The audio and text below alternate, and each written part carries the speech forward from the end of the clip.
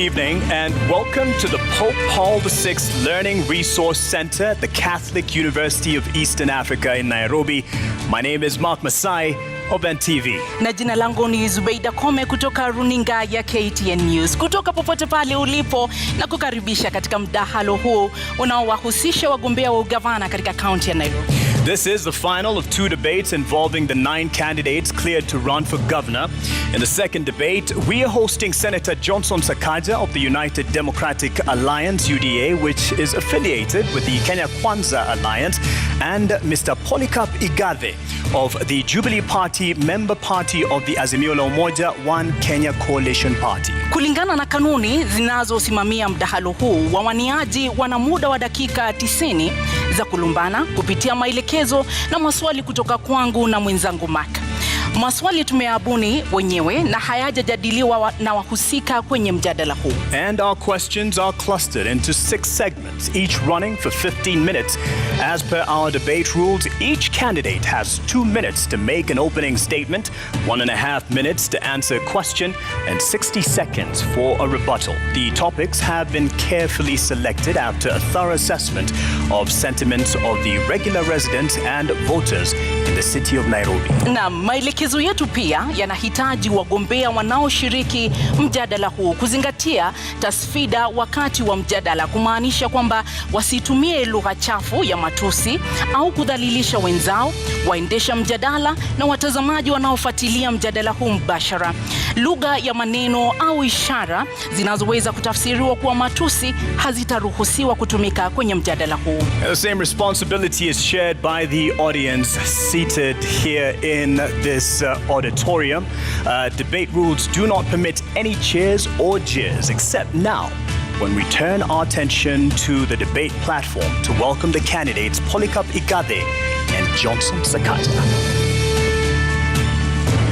Na mtazamaji, kwa kuingia katika ukumbi huu tulikuwa tumeweka kura ambayo ilistahili kuelekeza ni nani ataingia kwanza na kuwapa nambari wale wawaniaji wawili ambao tunatarajia kwenye mdahalo huu. Kwa sababu Sakaja kufikia sasa hajawasili, inamaanisha kwamba Polycarp Igathe wa Jubilee ndiye atakuwa ukumbini kwa hivi sasa.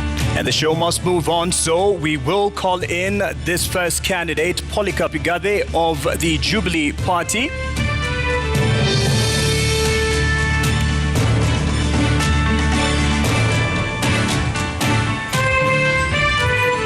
Polycarp Igathe, uwanjani wako. Tumkaribisha anapoingia.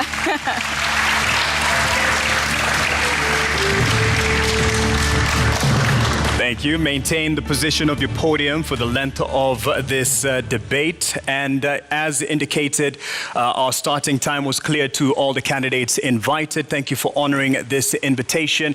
And that slot remains open for Johnson Sakaja, the UDA candidate running for governor. I'll start with you, sir. And in leadership and integrity, definitely we look at the importance of that within your leadership once you or when you make the governorship. But start us off by telling us what separates you apart from your competitor. Thank you very much for that question, and thanks for having me. I'm a product of Kenya's public education system.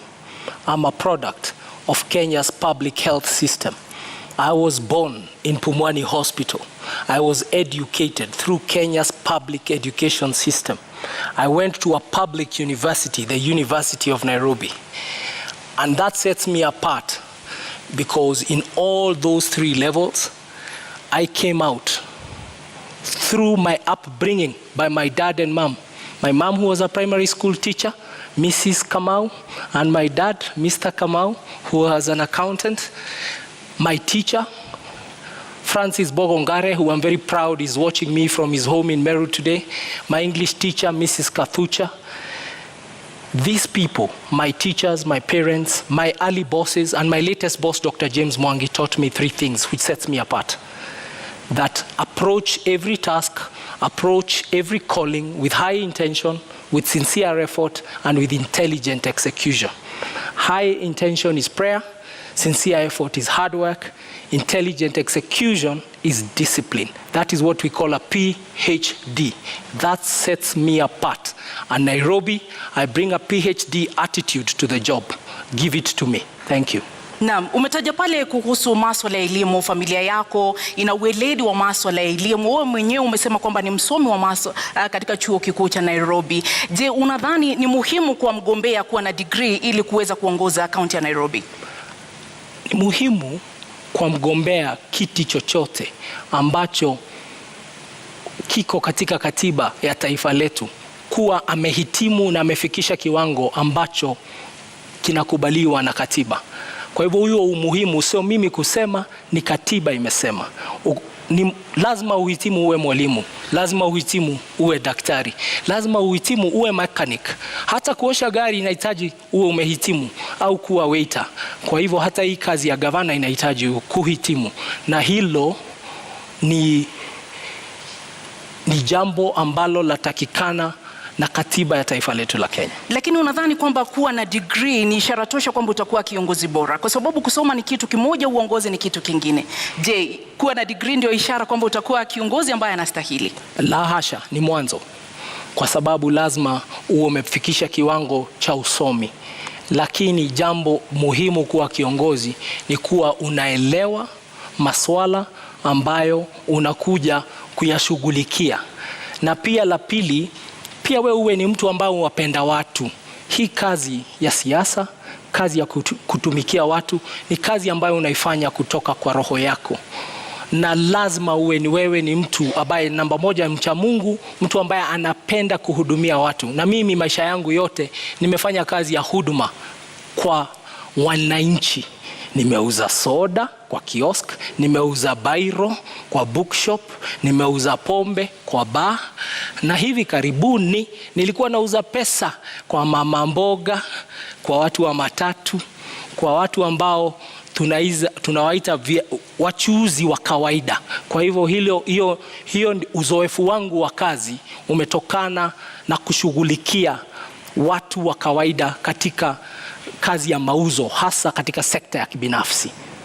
It has been the accusation leveled against your side by your competitor.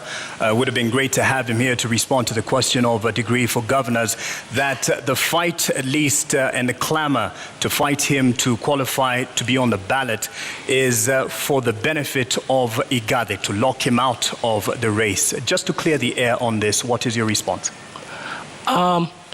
I really want to meet my worthy competitor on the ballot. The fight is hard, is a fight I truly regret, because it's stopping Kenyans from actually stopping him from coming to office. When all constitutional institutions fail in their duty, then there is a duty by the citizen. And there is no bigger duty than the duty of voting on 9th of August 2022. I wish him well, and I hope that he can come tonight. I also hope that he will be on the ballot on the 9th of August so that we can beat him at 8:57 a.m. Na umetaja pale kwamba una ueledi na umejitolea na una ule moyo wa kutaka kuwatumikia wakazi wa Nairobi. Lakini kweli uko tayari kuingia katika kazi ambayo itakubidi uwe pale kwa miaka 5? Kwa sababu historia inaonyesha kwamba ulipochaguliwa kuwa naibu gavana uliondoka baada ya miezi 6. Hii kazi itakuhitaji kuwa pale miaka 5. Kweli uko tayari? Niko tayari, niko gangari, na nimejitayarisha vilivyo kutumikia wananchi wa Kenya katika jiji Nairobi kwa miaka 5. Mimi wakati nilipokuwa kwa kiti ya deputy governor nilisema kwamba sikupata na sikuweza kupatiwa kazi nifanye kama deputy governor. Na kuna jambo moja ambalo lazima tukubali. Ukiangalia wanasiasa katika taifa la Kenya, wako zaidi wanaochaguliwa kupitia kwa debe. Wangapi wanafanya kazi yao na ukweli wanapewa mshahara kwa sababu wamefanya kazi? Hilo ni swali tunafaa kujiuliza. Mimi siwezi kubali mshahara bila kufanya kazi. Unasema kwamba hukupewa kazi, ni kwamba haukuwa una ushirikiano na Gavana Sonko, ni kwamba ulijipata katika nafasi hiyo kimakosa, au ni vipi wewe kama naibu gavana unasubiri tu kupewa kazi? Gavana Sonko ni rafiki yangu, ni mwalimu wangu wa kisiasa, hasa siasa za Nairobi, na muheshimu na namuenzi mpaka wa leo. Ni rafiki yangu, hata dakika 5 zilizopita tumeongea, lakini kazi ni tofauti na urafiki. Siwezi kuja ofisini na kila siku kazi yangu ni kusoma gazeti na kuacha koti kwa kiti alafu naenda na lala. Kazi lazima uwe iko kazi ambayo na mpangilio wa kazi umepewa, na usipopata hiyo kazi basi unaheshimu katiba, na katiba ya Kenya inasema article 1 kwamba nguvu zote za katiba ni za mwananchi, na kazi yangu nilipopiga reverse gear ilikuwa ni kusema na heshimu katiba ya Kenya, na heshimu mpiga kura, na hivi leo nafanywa interview kama mfanyikazi wa watu wa Nairobi, na nawaeleza nitawafanyia kazi, na baada ya miaka 2-3 mambo ambayo niliona yaweza kutendeka yalitendeka, na tugange yajayo yaliyopita. In retrospect, you did not quit on the residents of Nairobi who entrusted you and in fact threw their weight behind your boss because you were there as a deputy. You didn't quit on them. Do you owe them an apology? I failed to earn the trust to deliver my mandate as deputy governor. I never blamed anybody. I blamed myself, and I fell on my sword. Today we see a lot of people who, rather than quit their position, continue to sit there and enjoy the trappings of power and enjoy a salary from government. They enjoy public money. I did not quit on you. If I quit on you, I would not have come to represent myself again through my party Jubilee, through Azimio la Umoja, and contest the nominations and then win and then be here as a candidate. I respect Kenya.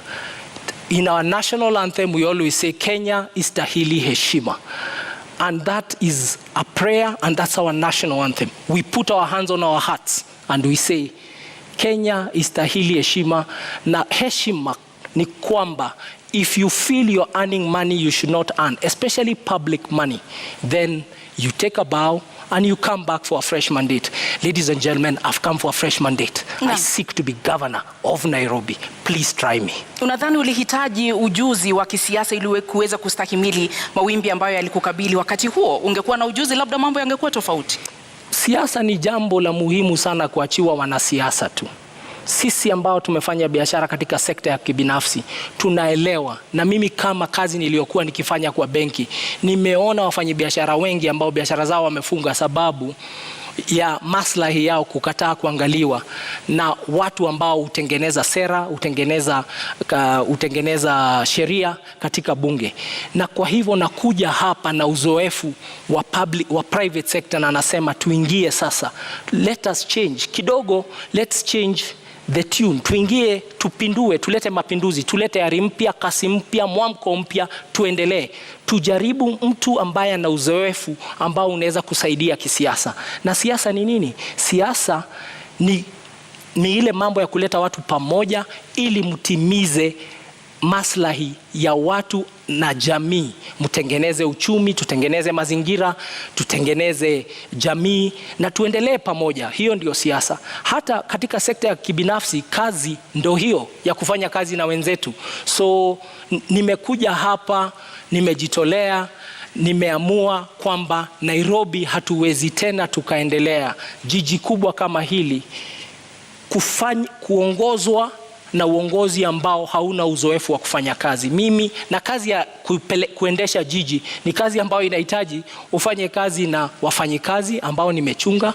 Nimeendesha makampuni ambayo iko na wafanyikazi maelfu, budget za mabilioni, na ndivyo nasema nafikiri nina uzoefu. Hii kazi ya budget bilioni 40, wafanyikazi 15,000 nataka hao wafanyikazi wapate kiongozi bora, kwa sababu wakipata kiongozi bora tutapatia wananchi wa Nairobi huduma na taifa letu litakuwa nzuri, na nitakuwa nimefanya kazi yangu kama mwananchi wa taifa la Kenya. You do have the decorated profile in terms of the boardroom and the qualifications therein. Politics is part of the game, and especially for a county like Nairobi and the position it has nationally. Are you confident about your political ability to make sure that you control and you keep things under control within the capital? Thank you very much for the compliment. I can tell you, even private sector, there's a lot of politics. In business, there are shareholders, there are employees, and there are customers. Shareholders invest in employees. Employees invest in customers. Customers pay the shareholders, and the cycle works like that.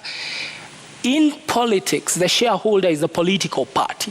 The political party then nominates candidates who come as politicians and civil servants who come as civil servants. And the work of civil servants is to then serve the public. And the public, in turn, keeps giving power to the right party. I am very proud to be a member of Azimio la Umoja, led by the most disciplined shareholder in politics, if I can use those words, Raila Amolo Odinga Baba. He has run the most disciplined political party. I'm very proud to be a member of his team. I'm very proud to be a member of the Nairobi team with my colleague Edwin Sifuna, with my colleague Esther Passaris, with all our MPs. I'm very proud. And because I'm joining a disciplined team, we are going to serve the public. What has been the problem of politics is just like in business, we have employees. In politics, what we see is that you have politicians, political parties and politicians who have come together to steal from the public. It's like a shareholder and an employee and management stealing from the customer. That's not sustainable. What I can say is, in closing, that remark is, when a customer loves you, no one will harm you. When a voter and the public loves you, no one will harm you. We are seeing it in Sri Lanka. We are seeing it in very many countries, that people are eventually the silent majority. We have in Kenya, we have a very big silent majority. Quiet people, decent people, honest working people who go about their lives. They are really tired of the circus of usual politics, of insults, of drama, of coming late for interviews, of eligibility to a job. It just says this is what the eligibility. People are really tired. And I know that because I live amongst the people and I'm a son of this country. People just want a normal servant service person. They just want a politician or a leader who just gets the job done. And me and my partner, my deputy governor, who's an accomplished scholar, Professor Philip Kaloki, we are just here to get the job done. And we have come with a full blessing of our party, and we have fused a lot of ways: the Wiper way, the ODM way, the Jubilee way, the NAK Kenya way, the KANU way, the UPIA way, the DAP way. We have fused that, and that is the genius of this thing called Azimio la Umoja. Kenya will never be the same again, because you Kenyans have decided to vote for Azimio la Umoja on 9th of August 2020. Umetaja pale kiongozi wa Azimio Raila Odinga na ukamtunukia sifa kedekede. Je, uamuzi wako wa kuingia katika kinyang'anyiro hiki ulikuwa ni uamuzi wako wa hiari, wa binafsi, au ulikuwa uamuzi wa Raila Odinga na mrengo wa Azimio la Umoja? Uamuzi wangu kuingia siasa niliufanya tarehe March mwaka 2017. Ndipo niliamua kuingia kisiasa kabisa. Na mimi nimekuwa member wa Jubilee Party kutoka wakati huo. Watu wengi wanasema nimeingia siasa hivi sasa. Nilichaguliwa na kura 869,000. Nafikiri kidogo, na 2017, wacha nimalize. Kwa sekunde chache naomba. Nilichaguliwa na kura 869,000 wakati uliopita. Na sasa nimerudi tena kusimama. Ni uamuzi wangu binafsi wa kuja kwa siasa, na nilipigania kiti, nikang'ang'ania kiti nikashinda tikiti ya chama tawala Jubilee. So Igathe is his own man. Igathe is his own man, and he won his nomination. He canvassed for his nomination politically within the party. Right. And within the party, we also had two other candidates. The people who were running against me also did not have degrees, you know, and I bet them. Kidogo, all right, on that point, I think you'll be happy with this intervention because your competitor for the governor's seat has arrived, and would like to now call in Senator Johnson Sakaja. Hey, karibu mdosi. Sasa bro, how are you? Good, how are you doing? Good, karibu sana. Good to see you. Pole. Asante. Traffic mbaya tutasort. Thank you very much. Senator Sakaja, why are you late? Well, my opponent is used to head start, and so I wanted to give him an opportunity, and we're here. Lakini mbona umekuja kuchelewa? Nilikuwa nataka kumpa nafasi, aanze, amezoea kupatiwa nafasi ya kwanza. Na hakuna haja kuzingatia hiyo zaidi. I think we all know the head start we're talking about, that is from government, etc. But good to see you, Polycarp. Good to see you, Sakaja. Welcome. I look forward to a good debate. Thank you. All right. What separates you from your top competitor for the governor position? Well, Polycarp Igathe is a great man. He's a friend of mine. We've been in Jubilee together. We've campaigned together. I think what separates us is the heart to work for the people.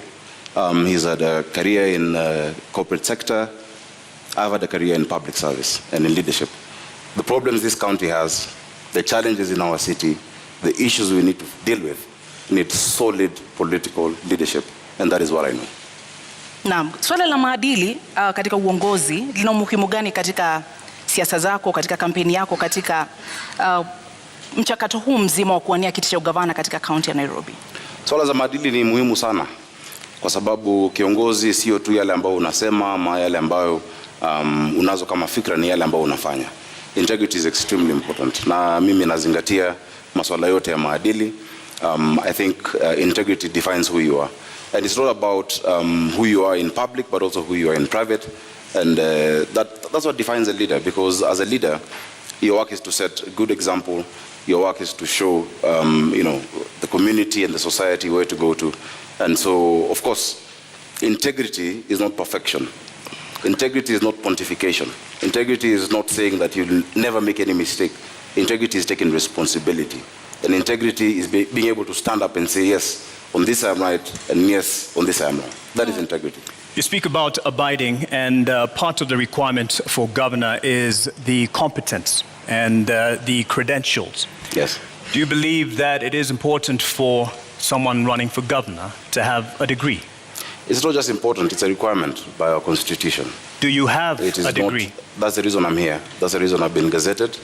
I do have all the qualifications required to run for governor of Nairobi, and on top of a degree, beyond just the academic qualifications, I have the competence, the character, I have the will and the experience to lead this county of Nairobi. Why is it so contested? Because as I've said, the head starts being sought include that. I think, and I feel bad for my opponent, because majority, or rather the biggest part that his team has been relying on was not to have me on the ballot. I'm glad I had his said, because I've been around, I've been in this complex and listening, saying that he wants me on the ballot. I'm glad he said that, but many of his political benefactors do not want me on the ballot because they know the effect of that. I do have a degree from Team University. I presented it on the 6th of last month to the competent authority, which is the Commission for University Education. After that, it was presented to the counterpart commission in in our neighboring country. They verified it. Many people have said that I'm trying hard to prove that I have one. Actually, it's my detractors trying hard to prove that I don't have one. Now, this issue is before the court, and the reason I sympathize is that if my opponent and his team focused on going to the people, then they would stop looking for solace in the courts. I have it. In fact, I would want to display it today to all of you to see. I don't know how you'll verify it, but the competent authorities and institutions that have to verify it have actually said it is correct. Na kwa dakika moja unusu, kwa sababu sasa hivi tutaanza kuzingatia muda kulingana na sheria na masharti ambayo tuliweka awali. Kwa dakika moja unusu, endapo utachaguliwa kuwa gavana wa kaunti ya Nairobi, kisha baadaye kesi iwasilishwe mahakamani ambayo itabatili ushindi wako, utawajibikia wakazi na wapiga kura wa Nairobi? Hakuna kesi inaweza kubatili ushindi wangu, kwa sababu kwanza ushindi wangu, unajua ndugu yangu anaongea juu ya 8:57 am. Ushindi wangu utadhihirika, utaonekana. Nafikiri vile mmetutawanyisha kutoka wale wengine ilikuwa kwa sababu ya utafiti ambao umefanywa, na utafiti umeonyesha kwamba niko mbele zaidi. Mambo ambayo yako kotini yataisha kwa sababu tunajua ukweli ambao uko. Hakuna tashwishi hapo. Na zaidi ya hiyo, kwa sababu kumekuwa na hiyo unajua kizungumkuti ambayo imeongozwa na serikali, and I have said it previously, who has been driving this and how it's been driven. I think by the time we're going for re-election, we'll make sure that there's even more to be able to show on that. So that is not an issue of concern. What is of concern to us, and what is of concern to anybody worth his salt as a leader in this city, is the plight of the millions of Nairobians who are suffering the lack of dignity and the lack of order in our city. And that is where our focus must be. So I do not expect any challenges beyond that which, because what is out there is political propaganda.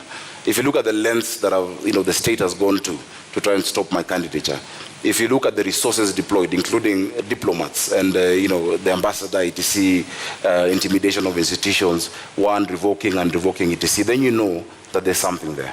And I think nothing of that source will stand the test of time. Are you saying that those who are backing this fight for your contestation for the position of governor are behind your competitor? Yes. What do you say about that? You have an opportunity to respond. Our worthy competitors have pitched themselves as victims, and the entire platform is victimhood. That they are victims of the weather, they are victims of the law, they are victims of what they call the system. But facts are facts, and the truth is the truth. I have said I really would love to meet Senator Sakaja. I think out of abundance of the heart, I would like to meet Senator. I would like to meet. I would like to meet Senator Sakaja on the ballot, because on the ballot, so that we can beat him, and so that the people who are the last line of defense when all other institutions fail, prove to him that they know better. That wajinga waliisha Kenya, na waliisha Nairobi. If any other institutions fail, the people should never fail on the ballot. Naam, muda umekwisha. Senator Sakaja, je, uamuzi wako kuingia kinyang'anyironi, ama niweke hivi, uamuzi wa kuingia kinyang'anyironi ulikuwa wako binafsi au ulikuwa wa chama na kiongozi wa chama?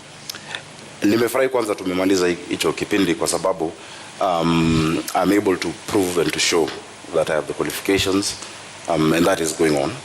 I'm looking forward to it. And I know millions of Nairobians everywhere I've gone to tell me every day that they're praying, and because they can see that big hand of the state, and we shall be vindicated in due course. When there's time after this, I'm available to speak to that. Of course, my intention to run for governor of Nairobi has been my intention. I've grown up in this city. I was born in Ngara.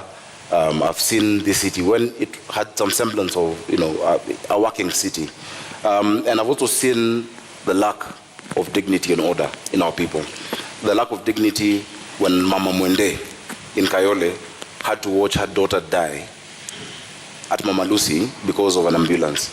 I've seen that, and I've committed myself to lead the charge of providing order and dignity in the city. So it was my decision, it is my decision, and beyond that, it is a resolve of the millions of Nairobians to rescue this city from state capture. Your decision, you say, but it is on a ticket UDA under Kenya Kwanza. Yes.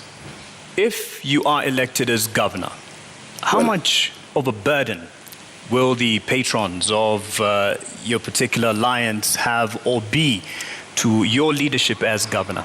I think I've distinguished myself over the years as an objective leader, as a leader who stands his ground, as a leader who stands on principle. Many times, even before what my competitors and their colleagues thrive on, they like talking about the handshake, I've demonstrated what we call siasa safi. When the Honorable Prime Minister, former Prime Minister's retirement benefits were being rejected in Parliament because his now partner and brother said he must retire from politics, I'm the only person from Jubilee who stood up to defend. When Honorable Oloch was being fought at Pan-Africa by Jubilee members on the 26th of October, I'm the one who defended him.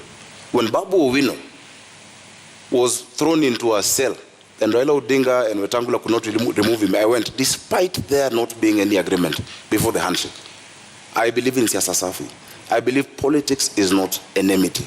And I want to assure even my opponent that once we get into office, some of the ideas he has, because he's a good manager, and this city also needs, in some areas you need managers, of course, led by a leader with a vision. We'll incorporate the ideas. Everybody sitting on that side knows that I have no negative relationship with them, and that is the siasa safi Nairobians want. And that is why all your polls show that Nairobians across the political divide have resolved to support me for the office of governor.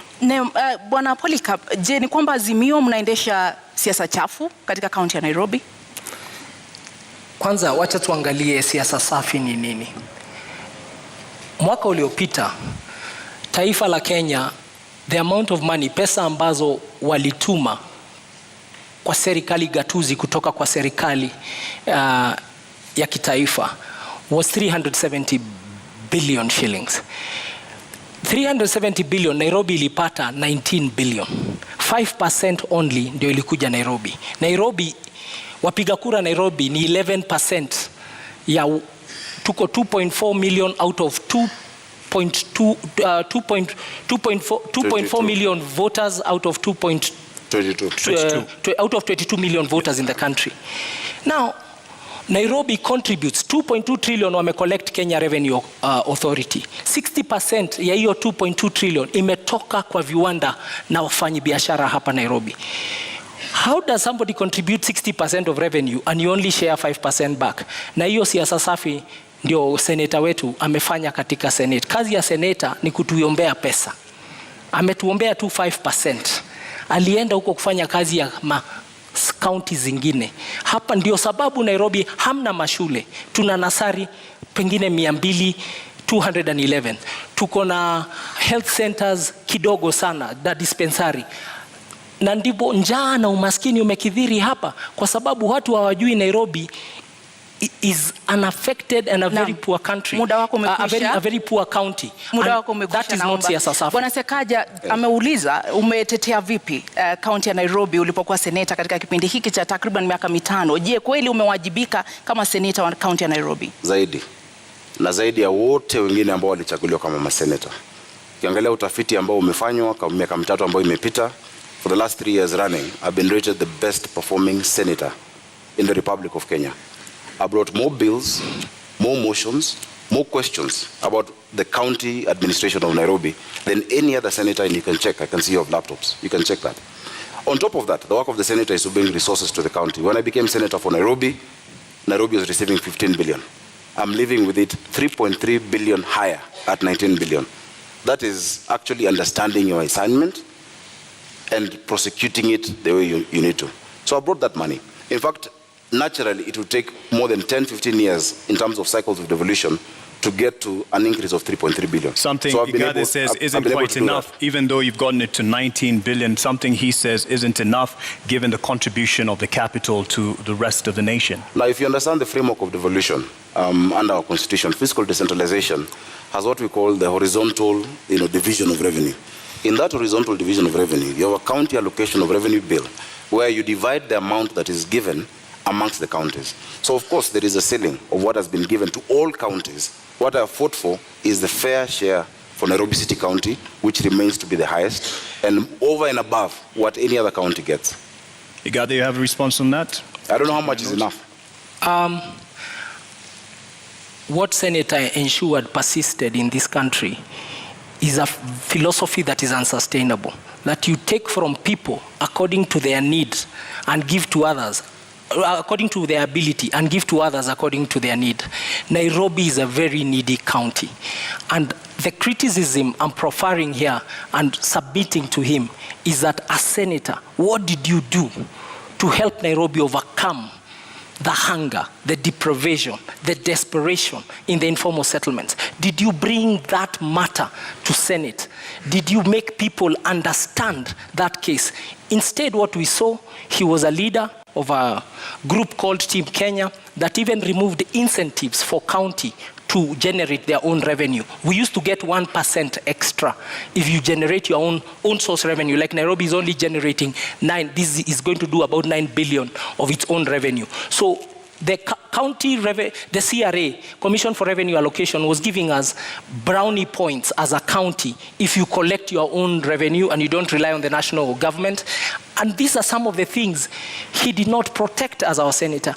So how does somebody fail or does not succeed in their task and then you give him the job of governor? Na ulifeli katika kutetea na kulinda rasilimali za kaunti ya Nairobi, na ukiwa seneta kwa takriban miaka 5 ambao umekuwa katika uongozi, umeweka mikakati gani kudhibiti na kuimarisha ukusanyaji wa mapato katika kaunti ya Nairobi ambayo yameonekana kudidimia? 19 billion from 15 billion is success. It's an improvement. In fact, if I succumbed to the sloganeering that my worthy competitor is talking about, which in fact his argument is the best case to show that education does not necessarily equate to intelligence. Because if I bring a box and tell you this is 1 man 1 shilling and it's 1,000 bob to you, and inside it's 500 shillings, would you accept it? What they were offering Nairobi Polycarp was 134 million shillings more. I refused with my Team Kenya. I said Nairobi has the depth of poverty, that urban poverty bites harder than rural poverty, that you have nothing in this city, you'll have nothing to eat, you'll have nowhere to stay. And I refused that 135 million shillings and got 3.35 billion shillings for the people of Nairobi.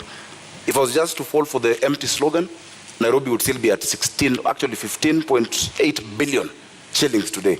So I'm very proud, and I'm proud of all my members, because not only did I secure that for Nairobi, I showed this country that there is no Kenya A and Kenya B. There's no second-class county in a first-class country. And I stand my ground that we must be patriotic. Even as we're in Nairobi, we have people from all across the country. On top of that, I can list to you the bills. I brought the startup bill. I brought the prompt payment bill. I brought the National Disaster Management Authority bill in the Senate. I have fought for Uber drivers, Taxify and all digital hailing apps. I have spoken about the demolitions and even stopped demolitions that are going further. I have done a lot. In fact, if you gave me maybe an hour or so to just list the things I have done in the Senate, and I hope the next Senate of Nairobi will be able to fill in those big shoes, that response, because it is work that we've done. Let's push on with that aspect then on. You talk about not having enough funds allocated to Nairobi given its place in the nation. However, there is the issue of not being able to actually get the potential revenue that it can get owing to the cartels in the city, which have been a thorn in the flesh of the administration. But it can be argued also fostered by the leadership. What will you do to get rid or deal with the cartels? Igathe, you have a minute and a half. Thank you very much for that question. Nairobi collects, for sure, way above 200 million shillings every day. But what ends up in Nairobi coffers is around and about roughly 40 million a day. So over 160 million shillings is lost every day. That's the fact. We've had a senator whose work is also oversight. And Senator Sakaja, you had a chance to be seen in this country oversighting the county of Nairobi. When push came to shove and the impeachment question came to the floor of Senate, it's up to Kenyans to see how you voted. Not only did you did not even take a decision, you abstained. You walked away from the conversation. We have not seen you. Nairobi County employees, in fact, we have to apologize to them. They do unbelievable. Their salaries are delayed. Their remittances are delayed. The Auditor General's report about Nairobi City County is that Nairobi City County has a debt of over 80 billion now. That is what it has been given an adverse opinion. But have we ever heard once our senator speak about it? And that's why I'm saying the oversight role he did not do very well. And he actually did not succeed in that oversight role. But the cartels we will deal with. because we have the numbers and we know who they are, and you have seen them even in the campaign season trying to fight and hide behind muda wako umekwisha. Bwana Sakaja, una muda wa dakika moja unusu kujibu. I'm actually quite tickled that Polycarp Igathe can talk about push coming to shove and me not making a decision. Before even push came to shove, in like 4 or 5 months, Polycarp Igathe quit on the people of Nairobi. In fact, that should have come in the question of integrity. Because when you talk about public trust, chapter 6, at the expense of private convenience, that is the question that we must answer. It did come up before you, right? The question on impeachment. Governor Sonko will not be facing an impeachment if you're stuck in office. In fact, if you're stuck in office, you probably would have been the incumbent governor. If you're stuck in office, there'd be no NMS in Nairobi. The reason we have an NMS in Nairobi is after Polycarp Igathe could not wait or stand the heat in the kitchen, he ran away in less than 6 months. This city needs resilience. You need to be tough. You cannot say that you have betrayed 800 and I think, how many votes did you guys get? 40 or something thousand votes, 840,000 votes, because you could not get the trust of one individual, yet 1 million Nairobians have given you the public trust. When push has come to shove, look at the Senate answered. I have spoken more times than any senator. I have raised more questions in the Senate than any other senator. In fact, I have taken the former Governor Sonko to court on the action he took on matatus. The record is clear. This county needs a political manager who understands how to deal with the leaders and how to deal with the issues of the people, but has a thick skin. In fact, if half of the tribulations I'm facing right now in my bid were on Polycarp, Azimio would have no candidate. But I have stood. Your time is out. You've stood. You ran off. He'd have quit. Integrity. I define integrity as what you do in private. If it ever became public, you'll never be ashamed. I'll tell you what is not integrity. Is uttering false documents and then standing here and saying I have integrity. Go to the website of the East African of EACC. Go to the website of IBC. Check the university governors, Sakaja, Senator Sakaja. No, let me go. Go and check what Senator Sakaja cited as his degree in 2017. It's a public document. And then look at the degree he's saying it is today. We don't even know who he is. Is your name really Sakaja? Nairobi. Careful. All of us, careful. We can no longer entertain charlatans in positions of high national responsibility. And charlatan is not an insult. It's people of questionable integrity. It's people and individuals who come to steal from you wholesale to distribute retail to their friends. And I submit to you, the man to my left will do exactly that. Careful. I think the man to my right did exactly that by running away from the mandate given to him by Nairobians. Actually, the entire mess we have in this city.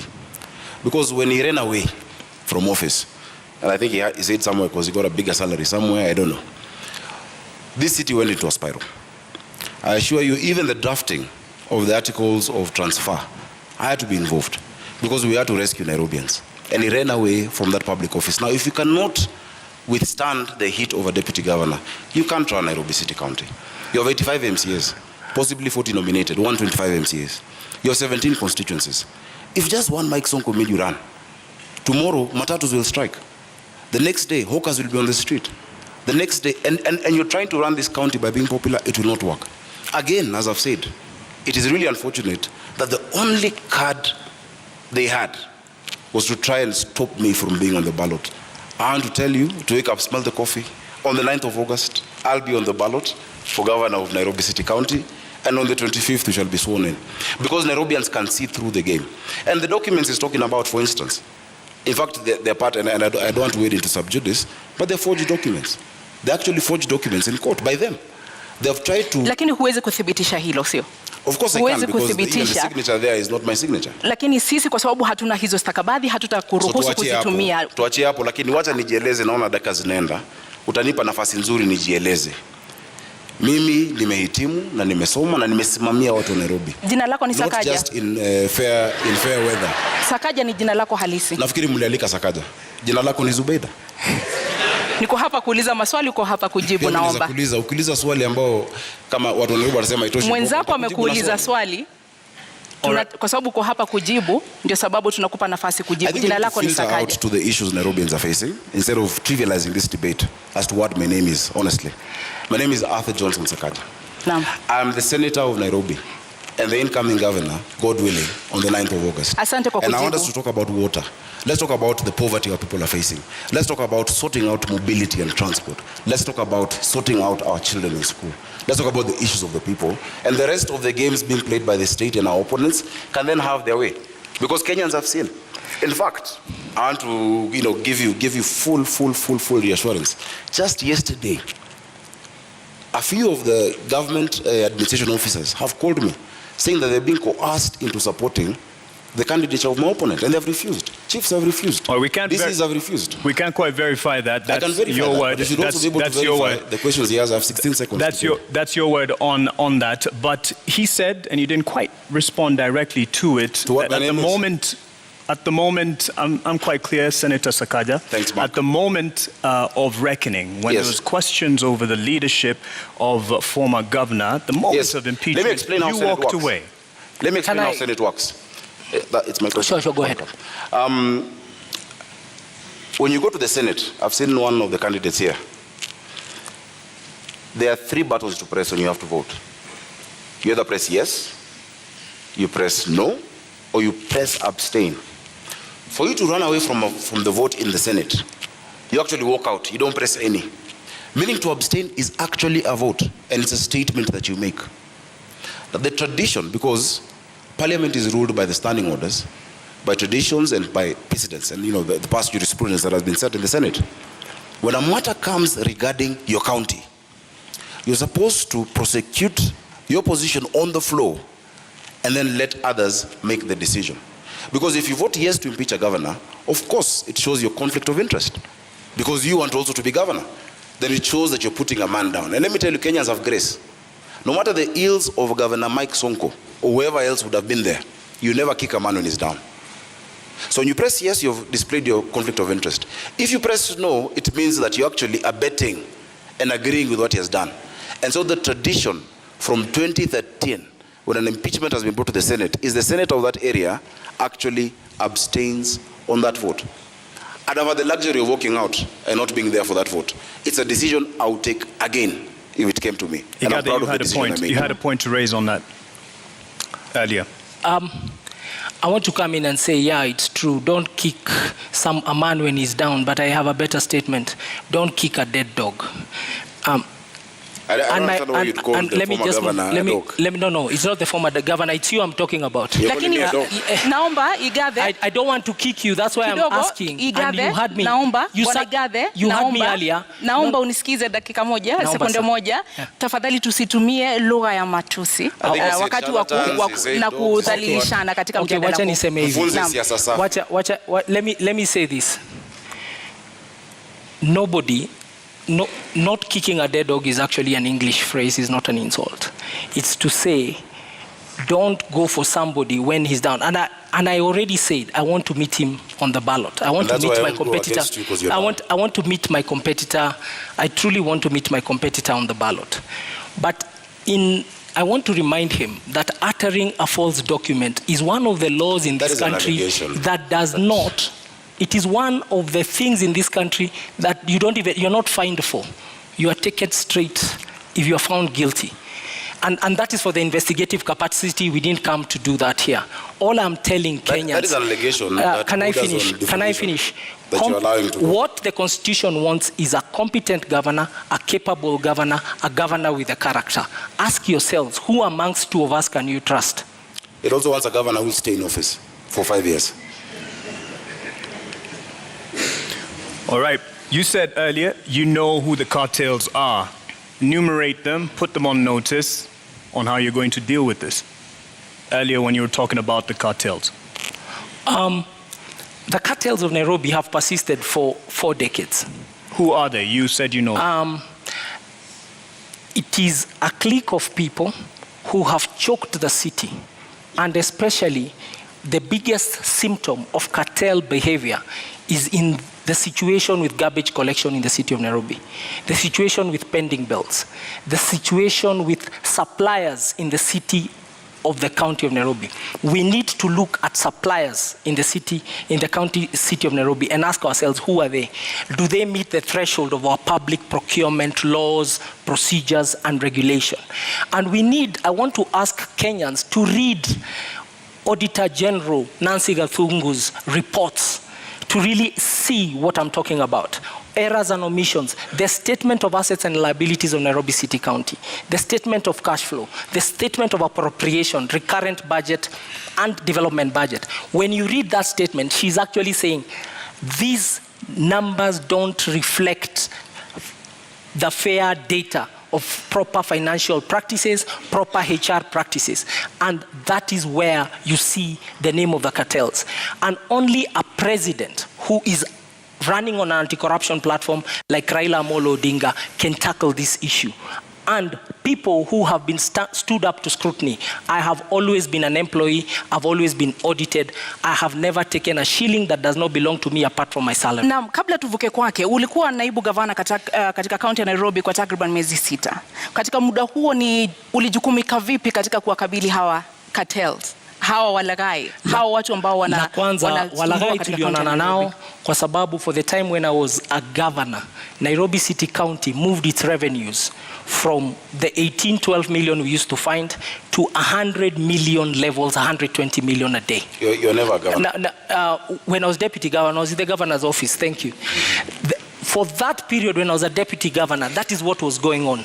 And we started to pay salaries on the 25th of every month. There was also remission of all statutory deductions. When I was there, I started the titling program for Nairobi to give title deeds into Nairobi. That process has taken 5 years, is now being completed as we speak. When I was there, I formulated and changed the management of Nairobi City County Water, the Nairobi Water and Sewer System.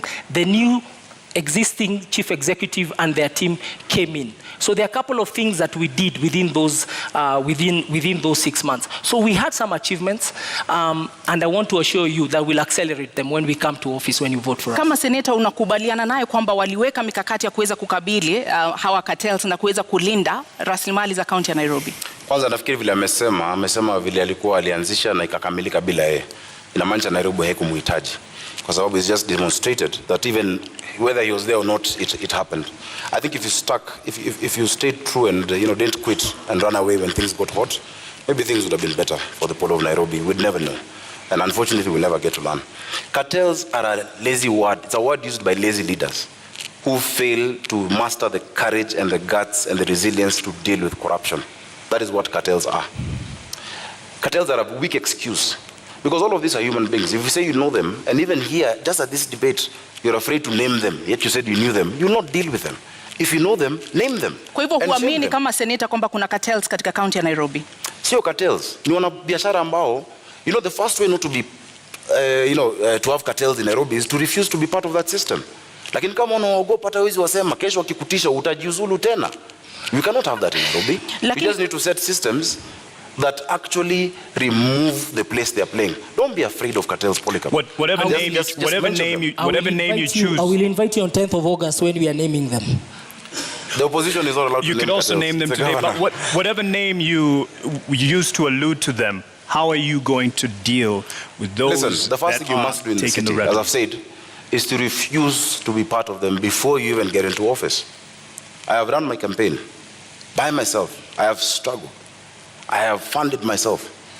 I have evidence. In fact, unfortunately, I can table it over here, that even the first billboards paid for my opponent are by the cartels, are by other shadowy figures who are convincing him to get out of office, to run for it. Once you are captured by them before you start, once you're captured by the state, once you're captured by these shadowy figures before you even set foot, you will not do anything when you're elected governor. Number two, we must reduce the human interaction with cash in Nairobi. We must digitize service provision, that all the 130-something revenue streams must be allowed to be paid digitally wherever you are. What we're going to do is this in Nairobi. We'll change the governance structure. We're going to have 5 boroughs in this city: Nairobi North, East, West, South, and Central. Each of those boroughs, pursuant to the Urban Areas and Cities Act and the County Government Act, Section 14, will have a urban area board or a borough board. And that borough, there will be an assistant city manager who will report to my deputy governor, Mushiri Njoroge, who we have agreed is not going to quit. They will report to Mushiri Njoroge, and Njoroge Mushiri is going to be the chief city manager. Now, once you localize them to an area that these few sub-counties, these are who will deal with garbage, these are who will deal with water, these are who will deal with education and all those issues, then you reduce the capacity of that corruption. Na Bwana Igathe, unakubali muda wako umekwisha, samahani Seneta. Bwana Igathe, unakubali kwamba mapendekezo anayotoa ndio yataweza kukabili wale ambao unawaona kama cartels katika kaunti ya Nairobi? Samahani, muda wako umekwisha Seneta. Naomba muda wako umekwisha, tumpe nafasi aweze. Mambo ya Nairobi ni mazito. Tafadhali baada ya zungumze utuongezee dakika. Shida za Nairobi hawezi taja na dakika moja. Kama mnataka watu wa Nairobi wasikie vizuri, kwa heshima kubwa zaidi, kisha utapewa muda zaidi. Utapewa muda. Wao wanataka majibu. Senator Sakaja, with all due respect, you did come late, and in keeping time, there are rules that we announced at the beginning of this debate, and an answer to a question is a minute and a half, and you can see it clearly on the screen here. Rebuttal is a minute, and we did accommodate your lateness. But we'll summarized answers. Over to you, Igathe. Ukosefu wa nidhamu ni jambo la kawaida kwa watu ambao hawajamaliza shule. Let me move to, this is what we want to do. This is what we want to do. We want to improve the society in Nairobi by ensuring we tackle the issue of hunger and depravity in the city, by tackling the issue of poor access to education in the city and poor quality access to healthcare. We want to fix the economy in Nairobi by ensuring decent jobs, proper mobility and transport. We are going to form what I'm calling the Nairobi Go portal. It's really e-government, making sure we have time and attendance for every employee. We make a fit for purpose government to serve. And lastly, to really fix the environment, kuimarisha mazingira yetu, maji na mambo hayo. Your time is up on that, but there was something he brought up, and he said even he claims to be funding his own campaigns, and says you're under state capture and you have a right to respond to this. A minute for that in terms of those who are funding your campaign. My campaign is funded by myself and my friends, and I would like him, because he has said so, to provide that evidence before the morning. That is a liar. Those are lies told by a lying liar. I'll be glad to do that. Please, you say you have some evidence to this effect. Of course, we have receipts of billboards and of different meetings of chiefs, meetings of DCCs, them being casual. You cannot force individuals, DCCs, assistant chiefs, and many of them, they're represented here, no. The meetings at St. George's Primary School, where they're being asked to support those candidates, we know all of that. It is obvious. But if you'd like me to table that, I'll be glad to table it before the country. So they can see. But I don't think even... I will in equal measure table all the false documents Senator Sakaja has cited to the Republic of Kenya and to constitutional institutions tomorrow morning on my Twitter. All right, tomorrow morning there's a lot of news to look forward to, and... Do you agree? And then you will know what we are facing. Because the contest on 9th of August is a simple contest. It's a contest in this country. It's a census, actually. It's not an election. How many Kenyans believe in competence, character, capability, honesty, unity, moving forward? And how many believe in lies and all the other bad things we don't want and don't value as a society? That's the contest. We've moved into the governorship domain of this conversation, and we just like to cover more issues here. And there was a mention of Nairobi Metropolitan Services, NMS. First of all, do you agree with it having been brought in as an intervention? And in your view, was it because of a failed leadership? No, I celebrate the Nairobi Metropolitan Services, the NMS and General Badi and his team have done a wonderful job. And it was a creature of the law. We saw how it was formed, and because it's a creature of the law, it extinguishes naturally by law in November of this year. Look at what they have done.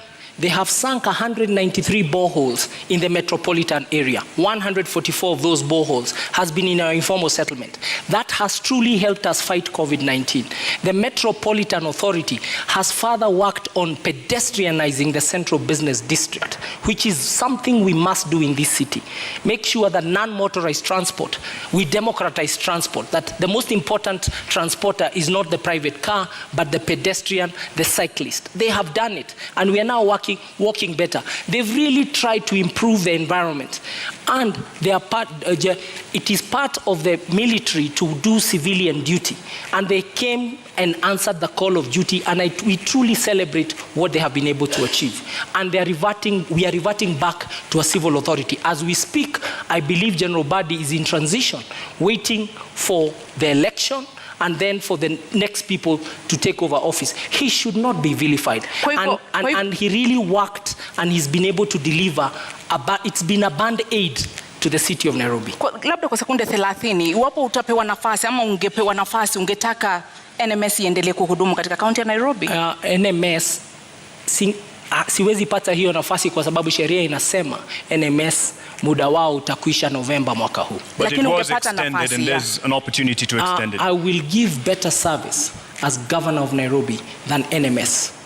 Bwana Sakaja, on the issue of governorship and how Nairobi Metropolitan Services, beg your pardon, came in to rescue the day. Do you agree with this? And under governorship of Sakaja, would this continue? It is very interesting to hear a man praising his ex-wife's husband. The reason NMS came about is because Igathe quit. It's as simple as that.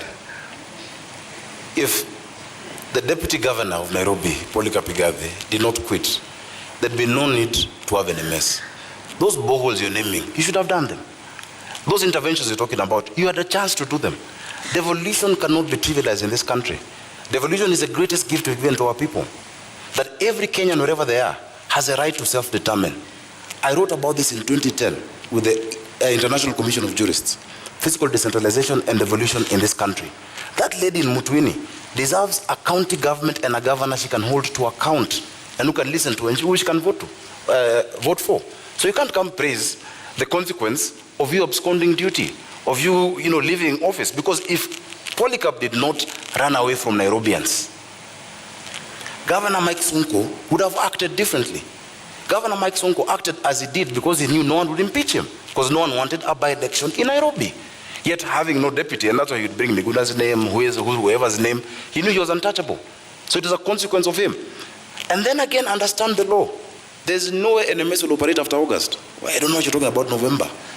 The county government that is being elected on the 9th, that will be led, hopefully, God willing, by myself, will take full control of Nairobi.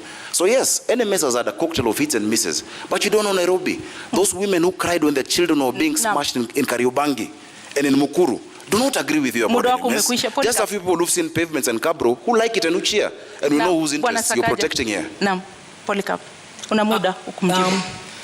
I think we should not dwell. The history is the history. No. But we should learn from history. What the citizens of Nairobi want is, what are we going to do for them? And I'm being really clear that we are going to fix the financing model of the city. We're going to have a city that is well funded. And with those funds, with my deputy, Professor Kaloki, a distinguished public servant and politician, we want in Kiswahili kusema tutastawisha jamii, tutaboresha uchumi na tutaimarisha mazingira hapa Nairobi. Mambo matatu makubwa ambayo tutayatenda. Na tunataka kuwaeleza watu wote Nairobi kwamba manifesto yetu iko kwa magazeti yote. Siku ya Wednesday, kesho, day after. In this week, muisome the abridged version muone the pledges we are making to you, because in 3 seconds we're not able to extrapolate those pledges, but I want to assure you Nairobi will be something of your dreams. It will be a city of your vision. It will be truly a global hub in Africa for everybody. Senator Sakaja, I believe you do agree that Nairobi is in deep debt and there's wasteful use of funds. What are the factors behind this? How will you fix it? Again, I must say, Nairobi is in a dire situation that needs proper planning and proper political management. A lot of these issues are relational. if you look at the 76 billion debt, including even the 4.4 that is owed now, to KCB, and many of these other instruments we've gotten into, a lot of them can be sorted out based on how we relate with the national government. That Nairobi is not a branch of the national government or an appendage, or as my brother says, the military interventions are going on. Then Nairobi can negotiate, because there are a lot of areas which we can do debt swaps. That the county of Nairobi owes the national government, and the national government owes Nairobi City County. We must balance our books, and we're going to do that. And we have a team that is, properly suited, to be able to do that. I am very, very confident about my deputy, Njoroge Mushiri, who has a stellar career as well in banking. Actually, a proper corporate career, not 2 years stints here and there. A proper career, 20 years in ABSA. So give us the particulars, though, on the issue of the debt that we are in. How will we get out once you are government? That's what I'm saying. We must do a couple of things. One, you must refinance your debt. You must move what is domestic into concessional. That you cannot be borrowing from commercial banks. Have them as concessional. Chapter 12 of the Constitution of Kenya, talking about public finance, says how the national government guarantees county governments of debt. In fact, on top of that, we must get creative. For us to sort out the real issues of this city, we need around 200 billion shillings upfront through an infrastructure bond. I've gone across this world and spoken to Kenyans in the diaspora, whose remittances are our biggest foreign income earner, who are ready to put in money in certain interventions. When we talk about transit, we need a mass transit system in this county. How are we going to do it? Recently, I was in Imperial College in London, and I met a man, a nice gentleman, who sorted out transit in London. He sorted out transit in Beijing, mobility. What's his name? Professor Washington Ochieng. The other day I was in Riyadh. I met a group of guys who did the Dubai Metro and are doing the Riyadh Metro. George Opondo. There are Kenyans out there who are willing, so we must get creative. There's a PPP department that has been set up in the National Treasury. There's external borrowing, but we must refinance this city. Look at Joburg. Joburg is almost, it's more or less a listed city where people can actually invest in it. If you do not do that, you become a cashier. That you're receiving money, you only pay salaries. You will not develop Nairobi unless you get creative in how we actually, structure our financing model for the city. So we're going to restructure the debt, move to concessional loans, re-amortize some of those payments to longer term, and have an infrastructure bond for Nairobi City. Many Kenyans out there are going to put in money on our transit, on our water, and our basic infrastructure. Bwana Polycarp, utakabili vipi matumizi ya mabaya ya rasilimali katika kaunti ya Nairobi, ufujaji wa fedha na madeni ambayo sasa hivi yanaangamiza kaunti ya Nairobi?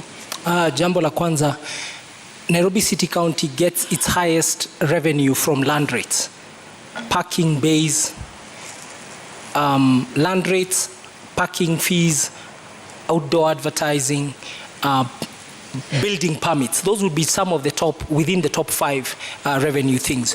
And what we are going to do is to make sure that we digitalize the collection of all that revenue, so that the leakage, we seal the leakage. Technology is one of the best things to overcome loss of revenue.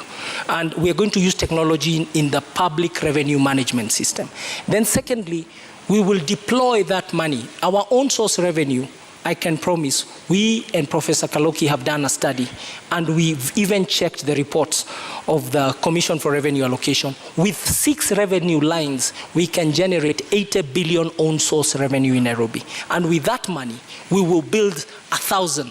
We will join the government in building more schools, in making sure there's medicine in our dispensaries, in making sure that there's incinerators to burn garbage, that we start a leasing program for vehicles and equipment for the staff, and also to make sure we pay our staff the right salaries so that they are really motivated. We are very concerned about the welfare of Nairobi City County workers and all the workers of all affiliate bodies of Nairobi City County. Only motivated workers can deliver essential services, and that's what Nairobians want. And that brings me to the next issue, and that is the competence of the Nairobi City County staff, and you will both have an opportunity to respond to this. How will you address the competence or lack thereof, overemployment, cases of ghost workers, and the issue of productivity to make those staff workers, the workers of Nairobi City County, that they will deliver the services for their Nairobians? I'll start with you. Every employee of Nairobi City County, from the 10th of August, we shall have a performance agreement with them. We will bring back to life performance contracting. And that performance agreement means, what do they do every day? The few things they do every day to deliver the output Nairobians expect. And that output will be captured in a scorecard. So each one of us will have a scorecard and a performance agreement. The performance agreement is the input, the scorecard is the measure. And who will measure is the neighborhood associations. We're going to run Nairobi with the neighborhood associations as per the Neighborhoods Act. There is an act that demands the city is run in a see-through way, let me not call it transparent, that, and I want to use the analogy of an egg. The executive of Nairobi City County will be the yolk. Surrounding it will be the county assembly as the egg white. The egg shell will be the residents of Nairobi. Kwa sababu, we will not pay an invoice for a road or a broken sewer before the neighborhood association, say of Kayole, sends us a photo. So there's crowdsourcing. We are going to use technology and the cloud and a data center that can really be able to serve the city of Nairobi. And we shall decentralize services from City Hall. City Hall will be the headquarters of the corporate services. There is no use for a waiter, like I found a waiter, a restaurant, somebody working somewhere in Umoja, telling me they have to come all the way to CBD ati anakuja kutafuta food handler certificate. No. That food handler certificate, they should be able to get it in Umoja. Sakaja, I think you were tickled there again. Was a point to mention the cloud issue, but how will you address the staffing for Nairobi County? Unajua mavijana wa Nairobi wakisikia vile amesema hiyo story ya mayai, atasema anatubeba kimayai. Many of those ideas, really, this is not equity, this is not corporate. You must take the bull by the horns and give practical solutions to our city. And let me give you an example. You're talking about, one of the highest revenue streams, being rates. Have you talked to us about the rate classification of those rates? Why is it that people in Igathe are paying the same rate as people in Runda, which is just, a doorstep away, yet they have Mabati structures and these ones have 5-star houses? Let's be practical, because that is what Nairobians want to be able to hear. Now, the sectional properties bill that was passed in Parliament recently prevents an opportunity. I've heard him saying he's done a study with Professor Kaloki. I know Professor Kaloki is a professor, and maybe that's why we've not been seeing you guys campaigning, because you're doing studies. But look at what KPMG has spoken about Nairobi, look at what PwC has said, and the CRA. It is not just 6 revenue streams that are going to increase how much we collect. Just the sectional properties realignment and the revaluation that starts in January 2023 is going to take us up another 50 to 53 billion shillings. Every other revenue stream then must be geared towards making Nairobians more productive. The NMS that you praise has been going around this city with GSU, harassing our traders and our hawkers, throwing them into those pickups, tetanus field pickups and roadworthy. By the way, on the 9th, if you're listening and you're a scrap metal dealer, come to City Hall. Revenue has gone down to 7 billion. Why is that? Because you're not explaining to the people of Nairobi the services you're offering with the money you collect from them. We will have a people-centered leadership.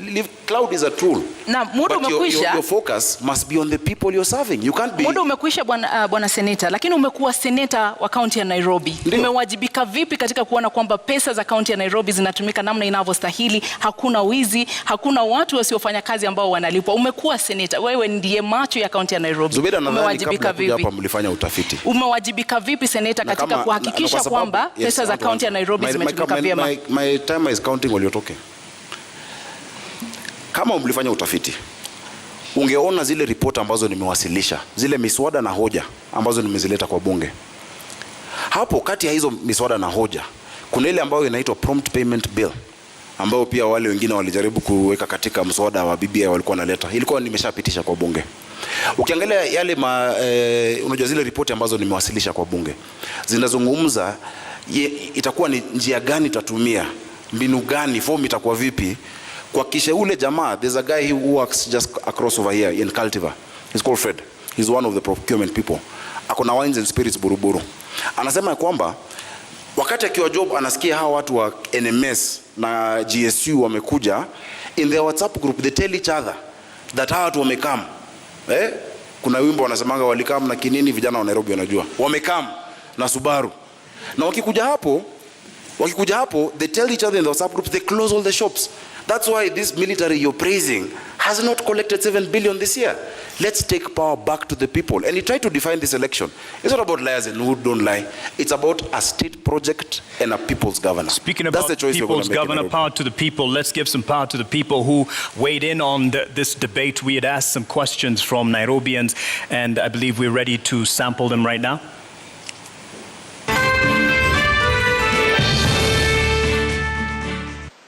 My name is Masi Masila Achola, an executive program leader with the Maxwell Leadership Team and also serving in the Kenya Daima Steering Committee. My question to the Nairobi gubernatorial candidates is, if elected to office, could you share with the residents of Nairobi what can we expect from you in your first 100 days in office?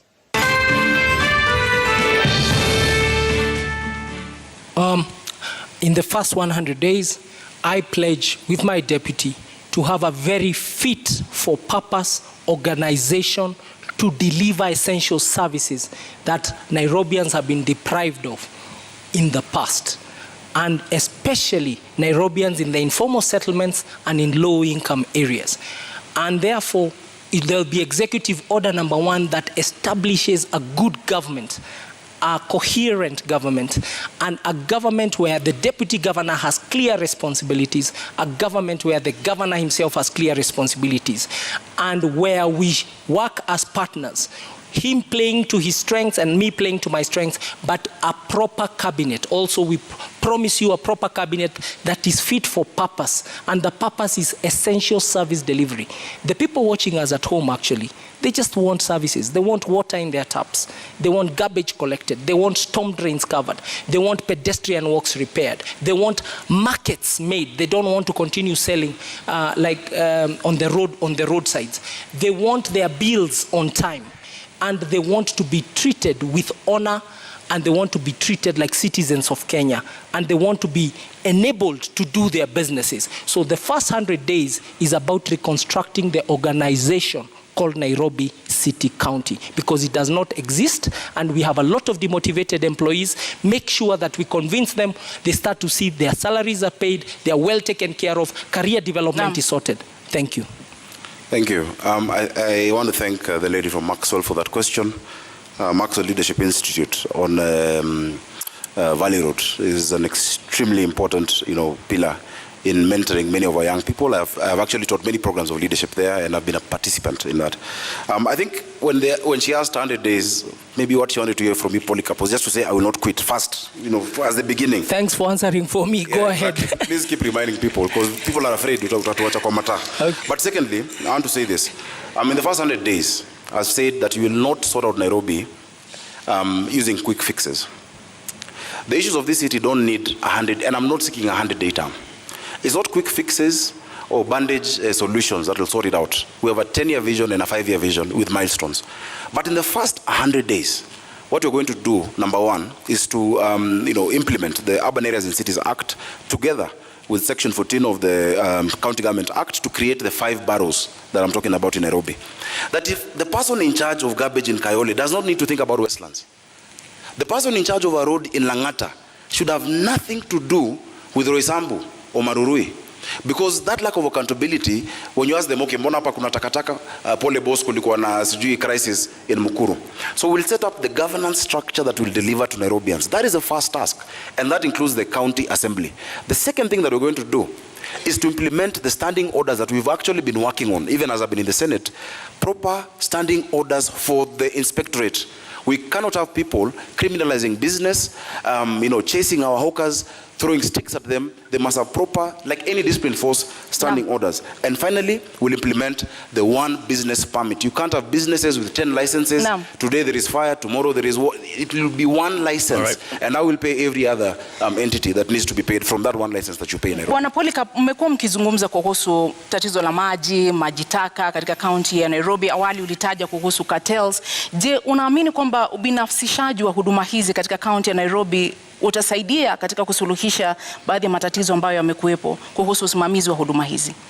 Huduma za maji zimekuwa ni tatizo kubwa. Juzi nimetembea kule Ruai na muliona picha, sikujua kuna mahali Nairobi watu ubeba maji bado na punda. Pia, so you learn every day.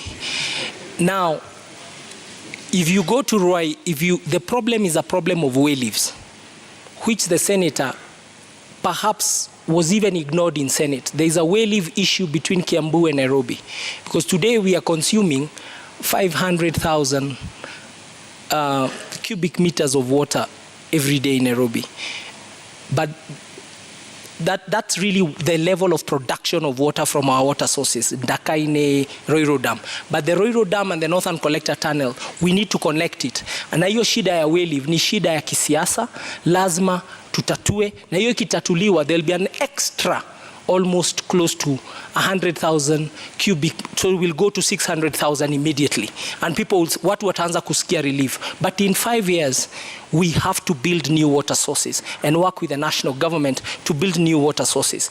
But you've got the government that builds new water sources has to be a government that does not believe dams are for eating and stealing. Because dams have to be done in places like the Nyandarua ecosystem, Maragua Dam in Murang'a, and that's why Nairobi has to be secured by being assisted by the neighboring countries to the metropole that is Nairobi City County. Senator Sakaja, the taps in many homes and other businesses are running dry, but their water bowsers full to the brim and coming at a premium. How will you sort this? First, again, it's really nice that we're at a university, because I need to school my friend about water. There are many things you've said that are completely false. Number one, the quantity that we consume is not just 525,000 that you're speaking about. Nairobi has 4 water sources. The first water source is Kikuyu Springs, just after Kikuyu campus. That was set up in 1907. After that, we developed Ruiru Dam in 1936. It provides 4%. Kikuyu Springs provides only 1%, which is 4,000 cubic meters of water. The third one is Sasumwa in Njambini. Sasumwa produces 11% of our water requirement in Nairobi, comes through Kabete treatment plant, then comes down this way. And the fourth one, the biggest of course, is Ndakaine, which gives us 84% of our water. Now Ndakaine was last developed in 1997. There were 3 phases. After 1997, there's been no additional source. So every single day, the people of Nairobi require 850 million liters of water, but get 525.6 million liters per day. You need to bridge that gap. In fact, you'll be shocked, Polycarp. 70% of the people you're talking about, the ones you didn't know carry water in Mutungi, 70% of them, of Nairobians, have never had a shower from the top. They bathe bottom up, like with a bucket. Bottom up is how many of us shower in this city. We want to give our people dignity. There is no dignity when women are scrambling outside these, boreholes that have been created and the water sources every day for water. The issue of distribution then is the next thing that must be. I asked about this time thing because I've just spoken about the quantity. So when we finish Northern Collector, December 2023, under our administration, I don't like saying our administration, we'll move into Northern Collector 2. One will sort out 85% of the water need, and then 65%, and then Northern Collector 2 will give us 85%. Now the second most important issue, if you allow me on quickly, your time, let's give him an opportunity. Let's give him an opportunity. Just keep time. The challenge of water. The debate in Nairobi is not about what needs to be done and how. There is consensus that we are short of sources of water. It is who will do it, because you need to be trustworthy and you need to be capable to get it done. That issue of who is the most important issue in this election. And on the issue of water, for sure, the supply and demand, there's too little supply for very high demand. And the numbers are what it is. The metropolitan area, because Nairobi even supplies Machakos, the EPZ area, with water, the biggest challenge is new sources of water for the city county of Nairobi. And that is a task between ourselves and the national government. And thank God we have Martha Karua, the original champion of water, of water, as Minister of Water during Kibaki's time. And she understands the task, and we are ready to work with her in Nairobi. For Nairobi, it will be a responsibility. On to housing, a majority of Nairobians live in informal settlement. I just want to cover as much as we can. And a majority of the populace here live in informal settlements. And how are we going to change this housing demand and give quality housing and other services for Nairobians? I'll start with you. Thank you. I'll just take the same time to finish on water. I've heard him mentioning Martha, earlier he mentioned Raila. These are people we all, we know and we've worked with many years. Don't run away and hide behind them when you don't have the point. Just say the point as it is. Because Nairobians are electing you to be governor of Nairobi, not Martha Karua, not Raila Odinga. They're electing you. If they elect you, if they make that decision, which I know they will not make, you must sort out the distribution issue of water, because water goes hand in hand with housing. So I've spoken about the quantity. And it's not about waiting for an angel from national government to do it. Already we're at 90% with the Northern Collector 1. The piping has been, or rather the tunneling has been done. The piping is at 34%. This side from Apro Isambu, coming from Kiambu Institute of Technology to USIU, moving down, is already going on. We have so many areas that do not have piping. I've never had piping in Nairobi. There are people who actually build houses across what were the physical levers. They shut it down, they collect water, and then you see these bowsers moving around the city labeled clean water or NMS. That will come to an end using SCADA technology, where as governor, I'll be able to see on my phone, Mali wamekata maji. Now, urban housing is a huge challenge in this city, and it's also something that the built environment has made people lack dignity in this city. The county government is not in the business of building houses. We shall facilitate the private sector through proper land tenure and giving them proper land of government to actually partner with them to build these houses. We can actually do it through the silo model, where you build and people move and come in there. Urban renewal is being resisted in Eastlands because of lack of trust of that institution or body that he is praising here today. I wish you go there tomorrow and tell them what you said about NMS.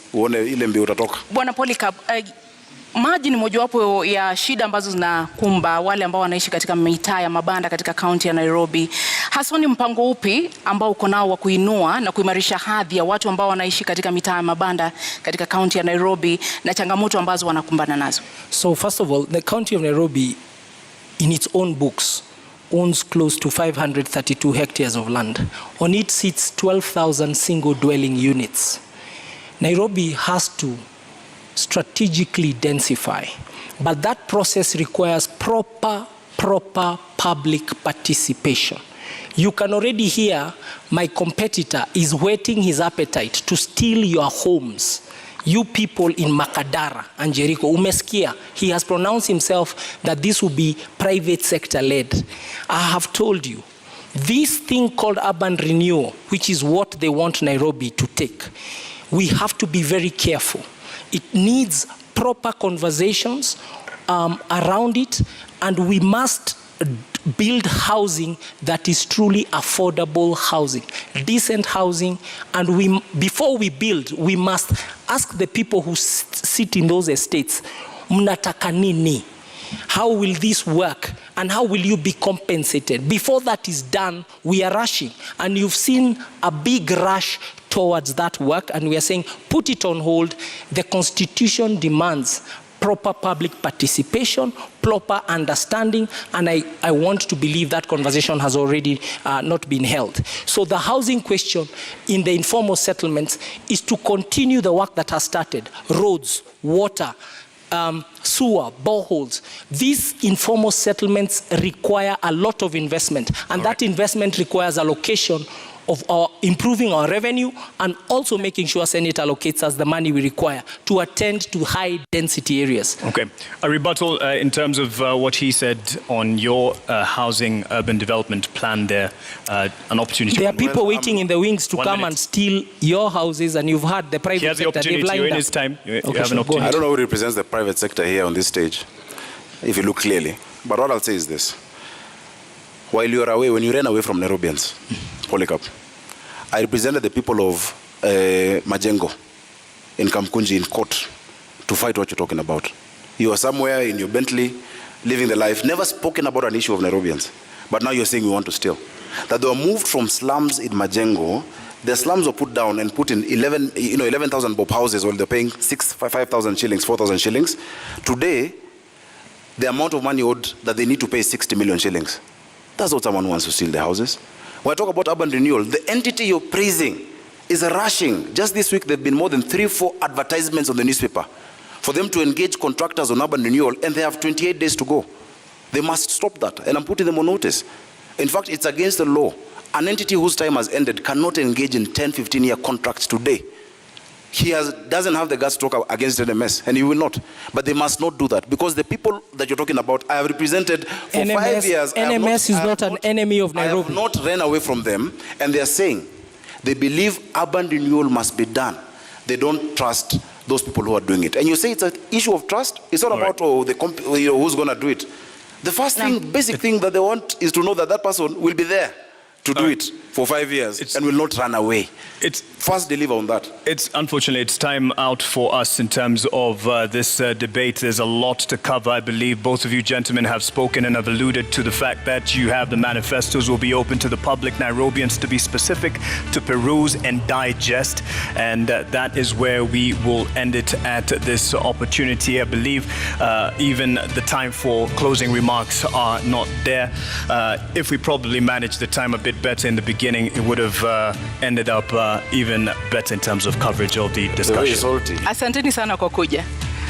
Thank you very much. Thank you very much for having us. Naam, wasemapo wahenga kilicho na mwanzo lazima kiwe na mwisho.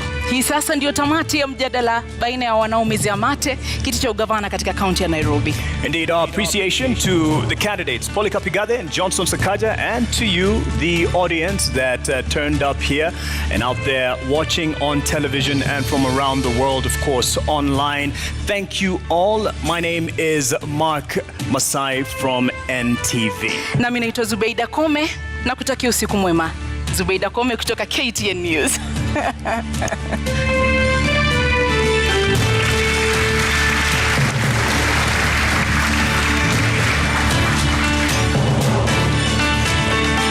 And the teams are invited to join